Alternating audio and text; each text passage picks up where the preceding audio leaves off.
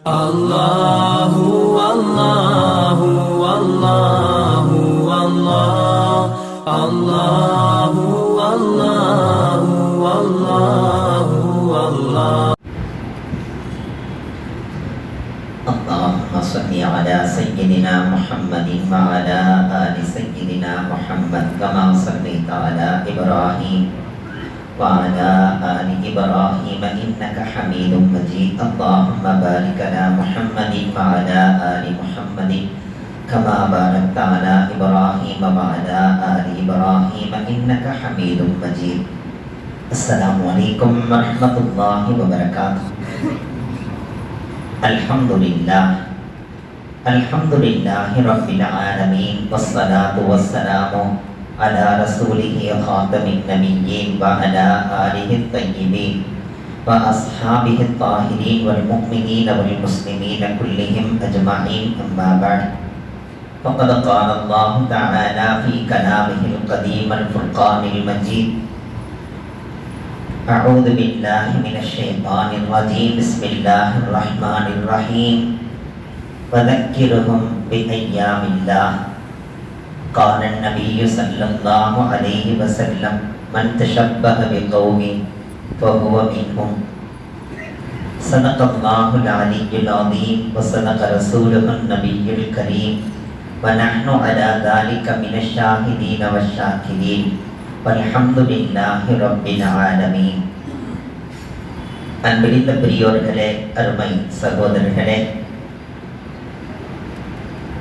அல்லாஹ் நமக்கு வழங்கி இருக்கும் இந்த இஸ்லாமிய மார்க்கம் மிக தூய்மையானது, நடுநிலையானது, காலம் அனைத்துக்கும் ஏற்றது. எந்த இடத்தில் வசிக்கும் மனிதனாக இருந்தாலும் அதை பின்பற்றுவது லேசானது. மனிதனை அழகுபடுத்தக்கூடியது, அவனுக்கு அந்தஸ்து தரக்கூடியது, அவனை பிற மக்களின் பார்வையிலே கண்ணியத்தின் உச்சத்திலே கொண்டு போய் நிறுத்தக்கூடியது, மிகவும் நம்பகரமானது, நம்பிக்கை தரக்கூடியது, பிறருக்கு ஆறுதல் தரக்கூடியது, அரவணைக்கக்கூடியது, அன்பு செலுத்தக்கூடியது, பிறரின் கஷ்டங்களை தனது கஷ்டமாக எடுத்து அவர்களது கஷ்டங்களை, அவர்களது சுமைகளை குறைத்து தரக்கூடிய மார்க்கம் இஸ்லாமிய மார்க்கம். இந்த மார்க்கம் சம்பந்தமாக அல்லாஹ் நமக்கு கூறியிருக்கும் ஒரு செய்தி என்ன? காலத்தால் என்னென்ன வெற்றிகளெல்லாம் நான் வழங்கினேனோ, என்னென்ன நன்மைகளை எல்லாம் உங்களுக்கு நான் வழங்கி இருக்கிறேனோ, உங்களது காலம் அப்படியே வந்ததல்ல. பல்வேறு சிக்கல்களையும் பல்வேறு பிரச்சனைகளையும் சந்தித்து அதிலே அல்லாஹ்வின் உதவியை கண்கூடாக பார்த்து வந்த மார்க்கம் இந்த இஸ்லாமிய மார்க்கம். ஒவ்வொரு மனிதனுமே தனது வாழ்க்கையை கொஞ்சம் பின்னோக்கி பார்த்தால் எத்துணை சிரமங்களை சந்தித்து இன்று இந்த நிலைக்கு வந்திருக்கிறோம் என்பதை நிச்சயமாக அவர் உணர்வார்.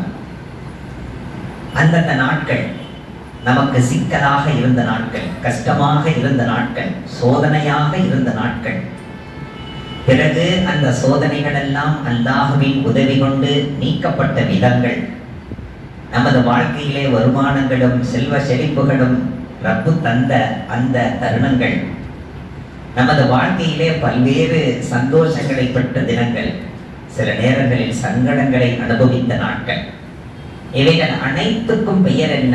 ஐயாமுல்லாஹ், அல்லாஹ்வின் தினங்கள். அல்லாஹ் குர்ஆனிலே சொல்கிறான், வதக்கிருஹும் பி ஐயாமில்லாஹ். நபியே நாயகமே, நீங்கள் மக்களுக்கு நினைவுபடுத்திக் கொண்டே இருங்கள் அல்லாஹ்வின் நாட்களை. அல்லாஹ்வின் நாட்கள், அனைத்து நாட்களுமே அல்லாஹ்வுக்குரியது, அனைத்து நேரங்களுமே அல்லாஹ்வுக்குரியது. வருடங்கள், வாரங்கள், மாதங்கள், நேரங்கள், நிமிடங்கள் அனைத்துமே அல்லாஹுக்கே சொந்தமானது. இருந்தும் அல்லாஹ்வுடைய நாட்கள் என்று எதை சொல்லுகிறான்? ஒவ்வொன்றாக நினைத்து பார்க்கிறோம். நமக்கு நினைவு கூற முடிந்த மட்டிலும் பத்ர் யுத்த காலத்திலே 313 சஹாபிகளை உடைந்த வாள், காலிலே செருப்பில்லாத நிலை, உணவில்லாத நிலை, வாகனம் இல்லாத நிலை, போர் கவசங்கள் இல்லாத நிலை, எதிரிகள் தாக்கினால் அதை தாங்கிக் கொள்ளுகின்ற கேடயங்கள் இல்லாத நாட்கள். அந்த 313 சஹாபிகளை வைத்து முதல் போரான பத்ர் போரை அல்லாஹ் நிகழ்த்தினான். எதிர்த்தரப்பிலே 3 மடங்கு அதிகமாக இருந்தவர்கள். வக்கம் மின் ஃபிஅத்தின் கலீலத்தின் கலபத் ஃபிஅத்தன் கஸீரத்தன் பிஇذنில்லாஹ். அல்லாஹ் குர்ஆனிலே சொல்கிறான், வெற்றியை தருவது நாமே தவிர உங்களுடைய ஆள் பலமோ ஆயுத பலமோ அல்ல, உங்களது அறிவோ ஆற்றலோ அல்ல, நாமே வெற்றி தருகிறோம். குறைந்த படையை கொண்டு பெரும் பெரும் படைகளை எல்லாம் நாம் சிதறடிப்போம் என்று அல்லாஹ் சொல்கிறான். அந்த 313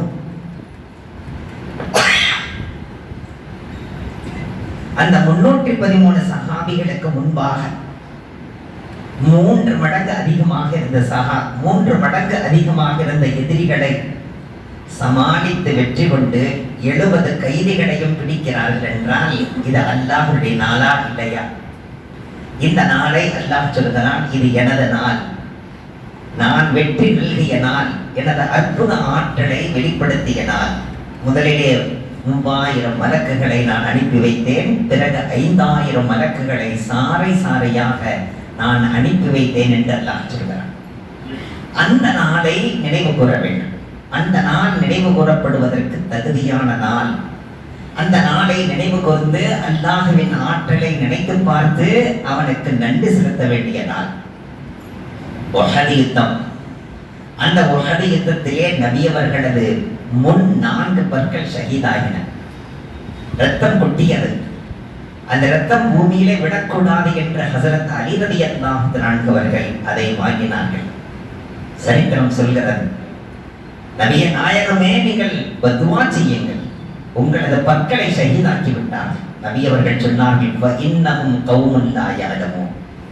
அவர்களுக்கு நான் பதுவா செய்யவா வந்தேன்? அவர்கள் அறியாத கௌம், அறியாத சமூகம். என்னை பற்றி தெரிந்தால் அவர்கள் இப்படி செய்வார்களா? என்னை பற்றி அவர்களுக்கு தெரியவில்லை, இன்னும் அவர்களால் புரிந்து கொள்ள முடியாமல் திகைக்கிறார்கள். எனவே தான் இப்படி செய்து விட்டார்கள். எனவே அவர்களுக்காக நான் பதுவா செய்ய மாட்டேன். இன்னமும் கௌமுல் லா யஅலமூன். நினைத்து பார்க்கிறோம், ஒரு முஃமின், ஒரு முஸ்லிம் எப்படி தன் வாழ்க்கையை அமைத்துக் கொள்ள வேண்டும் என்பதை நபி அவர்கள் அங்கே போதிக்கிறார்கள். ஆனால் அதே நேரத்தில் நபி அவர்களுக்கு ஏற்பட்ட இந்த இழப்பை அல்லாஹ்வினால் தாங்கிக் கொள்ள முடியவில்லை. ஒரு மனிதன் பொறுமை காப்பானையானால் அந்த பொறுமைக்கு அல்லாஹ் எவ்வளவு பெரிய பவரை வைத்திருக்கிறான், சக்தியை வைத்திருக்கிறான். அந்த பல்லை உடைத்தவனின் 7 தலைமுறை வரையிலும் சொல்லப்படுகிறது, இன்று வரையிலும் கூட அந்த சமூகத்தில் வந்தவர்கள் பிறகு முஸ்லிம்களாக மாறி ஏறி வந்திருந்தாலும் அந்த பற்களிலே பிரச்சனை இன்னும் இருக்கும் என்று. ஆனால் அந்த 7 தலைமுறை வரையிலும் எந்த குழந்தைக்கும் முன் 4 பற்கள் இருப்பதில்லை. அது விழுகின்ற நேரத்தில் விழுந்து மீண்டும் முளைக்க வேண்டும் அல்லவா, அது முளைப்பதில்லை. அந்த கொடியவனின் கௌமிலே, அந்த கொடியவனின் பாரம்பரியத்திலே, அந்த பாரம்பரியம் என்ன செய்தது? ஆனால் அல்லாஹ்வினால் தாங்கிக் கொள்ள முடியாத, பொறுத்து கொள்ள முடியவில்லை, தன் ஹபீபுக்கு இப்படி செய்து விட்டார்களே என்று. இன்றும் அதே நிலைதான். நாம் பொறுத்திருப்போமையினால் நமக்காக வேண்டி அல்லாஹ் இறங்கி அவன் தன்னுடைய குதிரத்தை காட்டுவான் என்பதற்கு உஹது யுத்தம் நாம் நினைத்து பார்க்க வேண்டிய நாள், நன்றி செலுத்த வேண்டிய நாள்.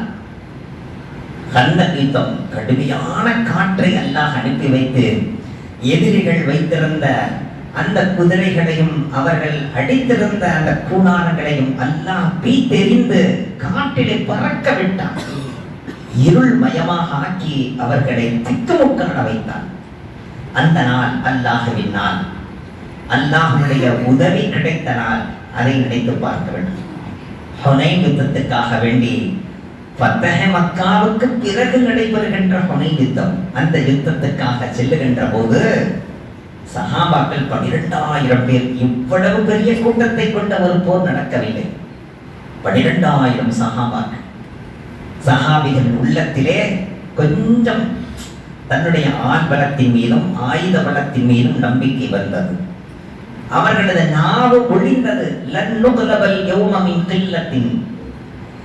அந்த குறைந்த பட்டாளம், யாரை? எதிரிகளை சொல்கிறார்கள். அந்த குறைந்த பட்டாளத்தின் மூலமாக இவ்வளவு நிறைந்த பட்டாளத்தை எப்படி எதிர்கொள்ள முடியும்?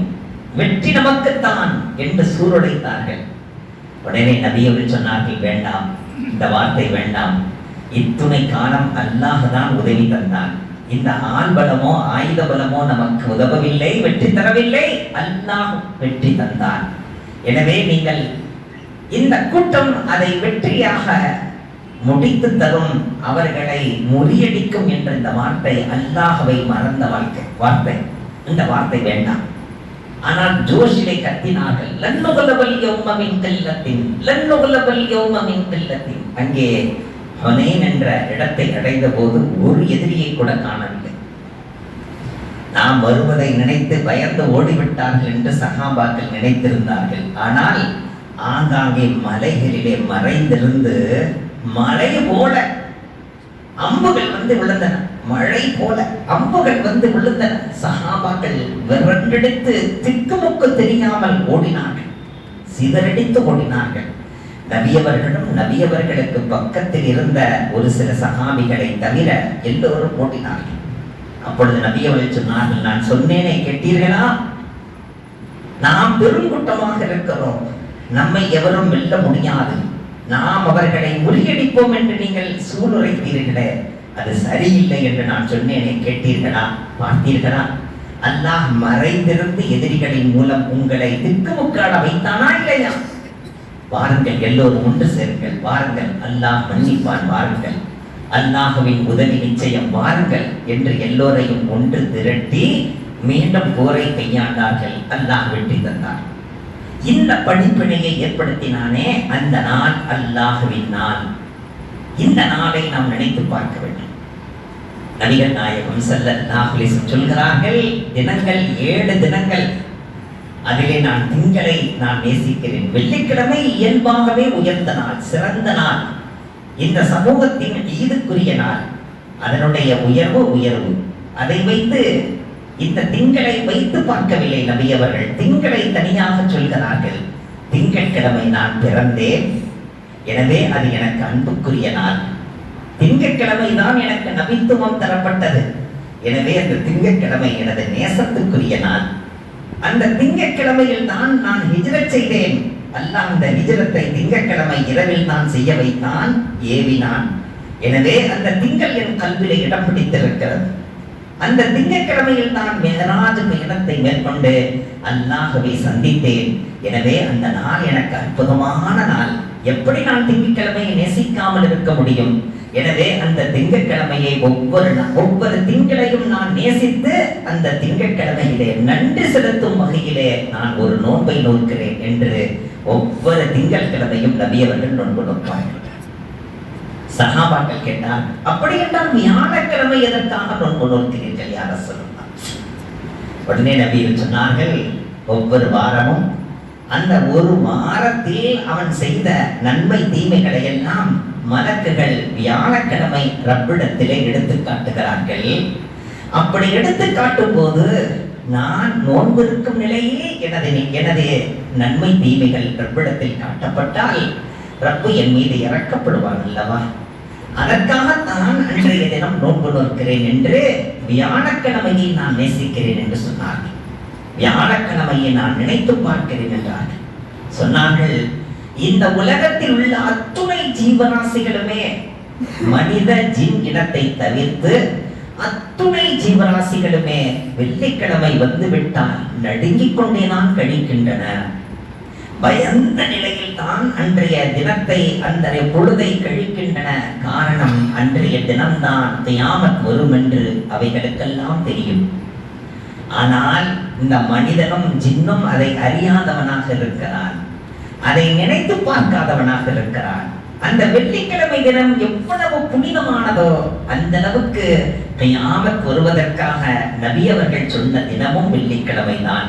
அந்த அளவுக்கு அவன் கவனத்தோடும் பயபக்தியோடும் அன்றைய தினத்தை அவன் நினைவில் வைத்து கழிக்க வேண்டும். எனவே நான் வெள்ளிக்கிழமை தினத்தை நீ குற்றமில்லாமல் கழித்து விட்டால் அடுத்த வெள்ளி வரையிலும் உன்னை குற்றமற்றவனாக நான் பாதுகாப்பேன் என்று அல்லாஹ் சொல்கிறான். நபிகள் நாயகம் ஸல்லல்லாஹு அலைஹி வஸல்லம்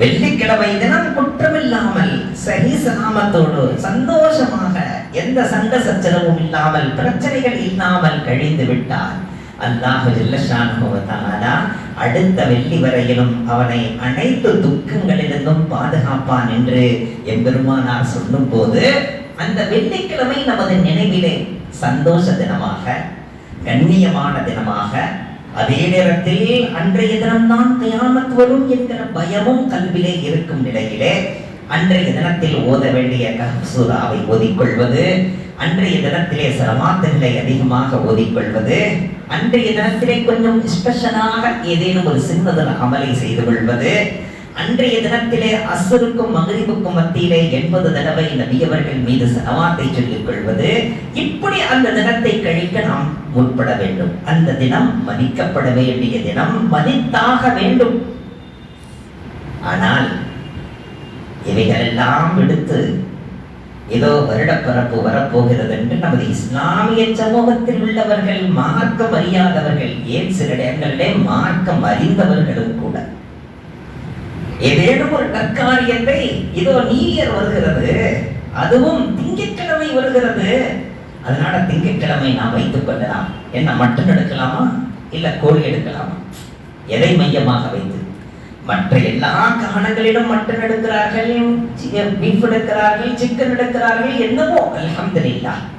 ஆனால் அன்றைய தினத்தை நியூ இயர் என்பதை மனதில் வைத்து நாம் செய்வோமே ஆனால் அன்றைய தினம் நாம் கண்ணியப்படுத்த வேண்டிய தினம் அல்ல. திங்கள் மிக உயர்ந்த நாள், நபியவர்கள் நேசித்த நாள். ஆனால் நியூ இயர் வருடப்பிறப்பு என்றால் நமக்கு வருடப்பிறப்பு முஹர்ரம். முஹர்ரம் அதுதான் நமக்கு வருடம். ஒவ்வொரு வருடமும் முஹர்ரம் 1 அது நபியவர்கள் நமக்கு மிக உயர்ந்த நாளாக தந்திருக்கிறார்கள். அதிலும் முஹர்ரம் 10 நபியவர்களால் சிலாகித்து சொல்லப்பட்ட நாள். அதையெல்லாம் நாம் கண்ணியப்படுத்த வேண்டும். அதனுடைய கண்ணியம் நமது உள்ளத்தில் இருக்க வேண்டும். அதை மையமாக வைத்து நாம் நல்ல ஆடைகள் உடுத்திக் கொள்ளலாம், நல்ல உணவுகள் சமைக்கலாம், அந்த நாளை மையமாக வைக்கலாம். ஷபே பராத்தை நாம் நினைவில் கொள்ள வேண்டும், மிஅராஜை நாம் நினைவு கொள்ள வேண்டும். இந்த உலகத்திலே அல்லாஹ் தந்த நிஅமத்துகளிலேயே மிகப்பெரிய நிஅமத், நிஅமத்துல் உதுமா, நிஅமத்துகளிலேயே மிகப்பெரிய நிஅமத் நபி அவர்கள் நமக்கு கிடைத்தது. அந்த நபி அவர்கள் பிறந்த மாதம், பிறந்த நாட்கள், நடந்த நிகழ்வுகள், இவைகளெல்லாம் நமது நினைவிலே இருக்க வேண்டும். அதை விடுத்து அந்த நியூ இயருக்காக புதிய ஆடை உடுத்திக் கொள்கிறார். அந்த வருடப்பிறப்பு என்று இந்த வருடப்பிறப்பை சந்தோஷமாக கொண்டாடி, இந்த வருடப்பிறப்புல நாமெல்லாம் எங்க போலாம்? ஏதாவது ஒரு சின்ன டூர் அடிச்சா நல்லா இருக்குமே, வீட்டோட வெளியில போனா நல்லா இருக்குமே, அன்னைக்கு இரவு நம்ம சமைக்காம ஏதாவது ஹோட்டல்ல நம்ம எல்லாம் போய் சாப்பிடலாமே, குடும்பத்தோடு சென்று அன்றைய தினத்தை மையமாக வைத்து இவர்கள் சென்று சாப்பிடுவதை நான் தடுக்கவில்லை. ஆனால் இவர்கள் குடும்பமாக சேர்ந்து சென்று அன்றைய தினம் என்பதை மையமாக வைத்து ஆடை உடுத்துவது, அன்றைய தினத்தை மையமாக வைத்து சமைத்து சாப்பிடுவது, அன்றைய தினத்தை மையமாக வைத்து வெளியே சுற்றி திரிவது, இவைகள் அனைத்தையும் நபிகள் நாயகம் ஸல்லல்லாஹு அலைஹி வஸல்லம் தடை செய்தார். சொன்னார்கள், அடுத்த சமூகத்தை தழுவி நீங்கள் செய்கின்ற காரியங்கள் உங்களை அந்த சமூகத்தை சார்ந்தவர்களாக ஆக்கிவிடும். மன் தஷப்பஹ பிகௌமின் ஃபஹுவ மின்ஹும். யார் அடுத்த சமூகம் செய்கின்ற செயல்களை அதை விரும்பி செய்கின்ற நிலையாக இருக்குமானால் இவரும் அந்த சமூகத்தை சார்ந்தவர் தான் என்றார்கள் நபிகள் நாயகம் ஸல்லல்லாஹு அலைஹி வஸல்லம். நினைத்து பார்க்கிறோம், சஹாபிகளோடு நபி அவர்கள் வெளியே போய் கொண்டிருந்த நேரத்தில் அங்கே சஹாபிகள் எல்லாம் கேட்கிறார்கள். நபி அவர்களும் சஹாபாக்களும் ஒன்றாக சேர்ந்து போய்கொண்டிருக்கிற பிரயாணம். ஒரு மரத்தை பார்க்கிறார்கள். அந்த மரத்தினுடைய கிளைகளிலே பழம் தொங்கலாம், அந்த மரத்திலே பூக்கள் பூக்கலாம். ஆனால் வாட்கள் பூக்குமா? வாட்கள் போர்க்களத்தில் பயன்படுத்துகின்ற வாட்களும் கேடயங்களும் அந்த மரம் முழுக்க தொங்கிக் கொண்டிருந்தன. உடனே சஹாபாக்கள், யார சொல்லலாம், இது என்ன நிகழ்வு என்று கேட்ட போது நபி அவர்கள் சொன்னார்கள், இது யூதர்களின் எண்ணம். இந்த மரத்திலே தொங்கவிட்டு அந்த மாலை கையில் எடுத்து சென்றால் வெற்றி கிடைக்கும் என்று நம்புகிறார்கள். எனவே தான் இந்த மரத்திலே தொங்க விட்டு இருக்கிறார்கள். அந்த மரம் தான் அவர்களை இறுதி காலத்தில் பாதுகாக்கும் என்று நம்புகிறார்கள். ஹர்கத் என்ற அந்த மரத்துக்கு பெயர். நாளைய நாளையில் எந்த சுவரும் அவர்களை பாதுகாக்காது, எந்த ஒரு கல்லும் அவர்களை பாதுகாக்காது, வேற எந்த மரங்களும் பாதுகாக்காது. அவர்கள் பின்னால் போய் ஒளிந்து கொள்வார்கள். அந்த மரங்களும் அந்த கற்களும் சுவர்களும் சொல்லும், யா முஸ்லிம், ஓ முஸ்லிமே, எனக்கு பின்னால் ஒரு யூதன் ஒளிந்திருக்கிறார் என்று சொல்லும் என்றார்கள் நபிகள் நாயகம் ஸல்லல்லாஹு அலைஹி வஸல்லம். எதுவுமே பாதுகாக்காது, ஆனால் ஹர்கத் என்கிற மரம் ஒன்று மட்டும் யூதனை பாதுகாக்கும் என்றார்கள் நபிகள் நாயகம் ஸல்லல்லாஹு அலைஹி வஸல்லம். அந்த மரத்தை நம்புகிறார்கள் என்றால் நபி அவர்களது சொல்லை நம்புகிறார்கள் என்றுதானே அர்த்தம். அந்த மரத்திலே தங்களது வாட்களை தொங்க விட்டு பிறகு அந்த வாளை எடுத்துக்கொண்டு போனால் வெற்றி கிடைக்கும் என்று நம்புகிறார்கள். எனவேதான் தொங்க விட்டு இருக்கிறார்கள் என்று சொன்ன போது சஹாபாக்கள் கேட்டார்கள், யா ரசூலல்லாஹ், நமக்கும் இப்படி ஒரு மரம் இருந்தா நல்லா இருக்குமே.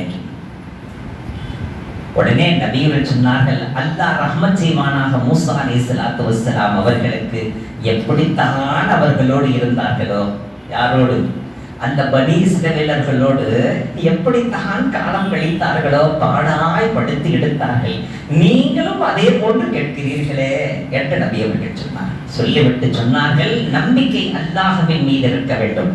எந்த மரமும் நம்மை பாதுகாக்காது, எந்த மலையும் நம்மை பாதுகாக்காது, எந்த திடலும் நம்மை பாதுகாக்காது, எந்த மனிதனும் நம்மை பாதுகாக்க முடியாது. சிர்ஃப் அல்லாஹ் ही हमको बचा सकता है. मदद उसी की तरफ से मिलती है, जीत उसी की तरफ से मिलती है. வெற்றி என்பது அவன் தரப்பில் தான், பாதுகாப்பு அவன் தரப்பில் தான், நமக்கு அந்தஸ்து கிடைப்பது அவன் தரப்பில் தான், வேற எதுவும் தர முடியாது என்று சொல்லி அந்த கல்வியில் ஏற்பட்ட வஸ்வசாவை நீக்கினார்கள். ஆனால் இன்று நான் பார்க்கிறேன் பெரியவர்களே, என்ன செய்கிறார்களோ அதையெல்லாம் நமது இஸ்லாமிய சகோதரிகள் சகோதரர்கள் செய்வதை பார்க்கிறேன். கையிலே ஒரு கருப்பு கயிறை கட்டி இருந்தார். மிக நல்ல மனிதர், தொழுகையாளி. எதற்கு என்று கேட்டேன், சும்மா டிஸ்டிக்கு தான் என்றார். இந்த கருப்பு கயிறை கட்டியதினால் டிஸ்டி போய்விடுமா? நல்ல அழகான கால், அதிலே ஒரு கருப்பு கயிறை கட்டி இருக்கிறார். ஏங்க அந்த கருப்பு கயிறு இல்ல, பார்க்கிறவங்களுடைய பார்வை நேர கருப்பு கயிறுக்கு போயிரும், காலில் படாதல்ல. பார்க்கிறவங்களுடைய பார்வை இந்த கயிறுல போயிரும் இல்ல, கையில கட்டி இருக்கிற கயிறுல போயிரும் இல்ல, அப்ப நம்ம மேல பார்வைப்படாது இல்ல, அதனாலதான் கட்டி. இது யார் கட்டுவது? மாற்றார்கள் அதை செய்கிறார்கள். அதையே நீயும் பின்பற்றுகிறாய். நபி அவர்கள் நமக்கு அதை சொல்லி தரவில்லையே. அந்த டிஸ்டிக்காக வேண்டி ஒரு கருப்பு கயிறை கட்டுங்கள் என்று நபி அவர்கள் சொல்லி இருந்தால் அத்துணை சஹாபிகளும் கட்டி இருப்பார்கள். சரி, இவர்கள் கொண்டு போய் ஒரு பூட்டை பூட்டுகிறார்கள் அரச மரத்திலே. அரச மரத்திலே ஒரு தொங்க விடுகிறார்கள். அதற்காகவே விற்கிறான் சின்ன சின்ன தொட்டில் செஞ்சு, மூங்கில் குச்சியில சின்ன சின்ன தொட்டில் செஞ்சு, அரச மரம் எங்கெல்லாம் இருக்கோ அந்த பக்கத்துல அதை விற்கிறதுக்கு அவனுக்கு வியாபாரம். அந்த தொட்டியில ஒண்ணு வாங்கிட்டு போய் அந்த அரச மரத்துல கட்டிட்டா இங்க குழந்தை பிறந்துரும், குழந்தை உண்டாயிரும், குழந்தை நசீபாக நினைச்சு அதான் அவர்கள் செய்கிறார்கள் என்றால் அவர்களது ஐதீகம், அவர்களது கொள்கை. அதிலே நாம் எந்த வகையிலும் தலையிடுவதற்கு அதிகாரம் இல்லை. ஆனால் அதை நமது இஸ்லாமிய சகோதரிகள், ஆன்மீக பெருந்தகைகள் உறங்கிக் கொண்டிருக்கக்கூடிய அந்த தவத்திற்குள் அடங்கி இருக்கக்கூடிய அந்த அடக்கஸ்தலங்களுக்கு சென்று அந்த மகான்மார்களினுடைய மதிப்பிலே மண்ணள்ளி போடுகின்ற காரியத்தை செய்யலாமா? அந்த மகான்மார்கள் வந்த அந்த உயர்ந்த லட்சியத்தை நீங்கள் அழித்திடலாமா? அங்கே சென்று அதே போன்று பூட்டு, ஒரு பூட்டா ரெண்டு பூட்டா, 1000க்கு மேல பூட்டு. எங்க பார்த்தாலும் குட்டி பூட்டுனா குட்டி பிரச்சனை, பெரிய பூட்டுனா பெரிய பிரச்சனை. எவருமே லாக்க ஓப்பனே பண்ண முடியாது, இவர் தான் வந்து ஓபன் பண்ணணும். அந்த மாதிரி உள்ள பிரச்சனைனா அந்த மாதிரி பூட்டு, அந்த பூட்டை வச்சே பிரச்சனை என்னன்றதை நம்ம முடிவு பண்ணலாம். சரி, ஷார்ட்டான பிரச்சனை உள்ளது, இது வெயிட்டான பிரச்சனை உள்ள தெரியுது. அத்துணை பூட்டுகளை எங்கே பூட்டி வைத்திருக்கிறார்கள். பிறகு பூட்டி வைத்த பிறகு அங்குள்ள விடத்திலே கரத்தை காட்டுகிறார். ஆணும் காட்டுகிறான், பெண்ணும் காட்டுகிறார். அங்குள்ளவர் அதிலிருந்து ஒரு நூலை எடுத்து அந்த கலர் கலராம் அதை கட்டி, அந்த நூலுக்கு ஒரு நூல் எடுத்து தன்னுடைய 2 வீலர்ல முன்னால கட்டிக்கிறார். அதுல இருந்து ஒரு நூலை வாங்கிட்டு வந்து தன்னுடைய கார்ல கட்டிக்கிறார். அந்த ஸ்டியரிங்ல கட்டுறார், கரெக்டா கொண்டு போய் சேர்க்குமா. எங்க என்னென்ன அவர்கள் செய்கிறார்களோ அதையெல்லாம் ஒரு இஸ்லாமிய சகோதரன் செய்கிறான் என்றால், இஸ்லாமிய சகோதரி செய்கிறாள் என்றால், மந்த ஷப்பஹ பிகௌமின் ஃபஹுவ மின்ஹும். நபிகள் நாயகம் ஸல்லல்லாஹு அலைஹி வஸல்லம் சொன்னார்கள், அவர்கள் செய்கின்ற காரியங்களை நீங்களும் செய்வீர்களேயானால் நீங்கள் பெயரளவில் முஸ்லிம்களாக இருப்பீர்களே தவிர உங்களுடைய லிஸ்ட் அதிலே ஏற்பட்டு விடும் என்றார். அவர்கள் ஆட்டுத்தலையை வைத்து ஆராத்தி எடுத்தால் அதே போன்று ஆராத்தி எடுக்கிறார்கள்.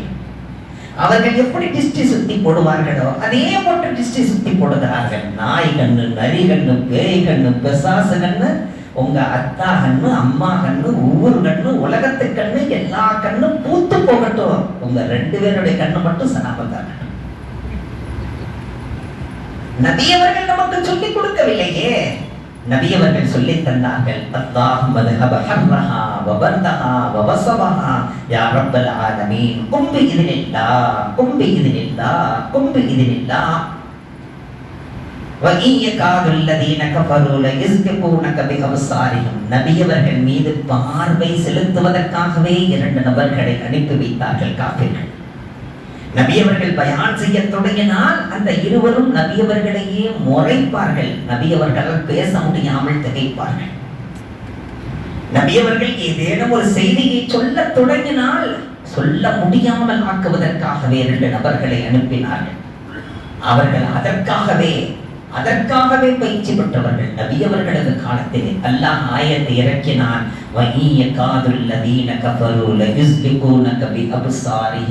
தங்களது பார்வைகளை கொண்டு உங்களை சருக வைக்க அவர்கள் நினைக்கிறார்கள். நபியே நாயகமே, அவர்களது பார்வைகள் எந்த வகையிலும் மாசுபடுத்தாமல் நாம் பாதுகாக்கிறோம் என்றார்கள். இந்த ஆயத்தை நாம் ஓதிக்கொள்வோமே எனால் நமக்கு எவருமே எந்த பார்வையினாலும் தீண்டல் செய்ய முடியாது. குர்ஆனுடைய ஆயத் நமது கையிலே இருக்கிறது. நபி அவர்கள் சொல்லிக் கொடுத்த மூல மந்திரங்கள் நமது கையிலே இருக்கிறது. குர்ஆன் நமது கையிலே இருக்கிறது. இதையெல்லாம் விடுத்து அடுத்தவர்கள் மாற்றார்கள். அவர்களது நம்பிக்கை அவநம்பிக்கை அதை எடுத்து நடக்கின்ற நிலை இருக்குமானால் முஸ்லிம்கள் பரிபூர்ணமாக இஸ்லாத்துக்குள்ளே வந்து விடுங்கள். யா அய்யுஹல்லதீன ஆமனு துஹுலு ஃபிஸ்ஸில்மி காஃபா. நீங்கள் இஸ்லாத்துக்குள்ளே முழுமையாக உள்ளே வந்துடுங்கள். இங்கே ஒரு கால் அங்கே ஒரு கால் வைத்து வாழாதீர்கள் என்றெல்லாம் சொல்கிறார். இதையெல்லாம் மனதில் வைத்து வாழ வேண்டும் என்பதற்காக சூழ்நிலையை கருத்தில் கொண்டுதான் இத்துணை செய்திகளையும் உங்களுக்கு முன்வைத்திருக்கிறேன். வல்ல ரஹ்மான் புரிந்தமிழ் செய்யும் பாக்கியத்தை நம் அனைவருக்கும் தந்தல்வானாக. வ ஆகிரு தஅவானா அனில் ஹம்துலில்லாஹி ரப்பில் ஆலமீன். அஸ்ஸலாமு அலைக்கும் வ ரஹ்மத்துல்லாஹி வ பரகாத்துஹு.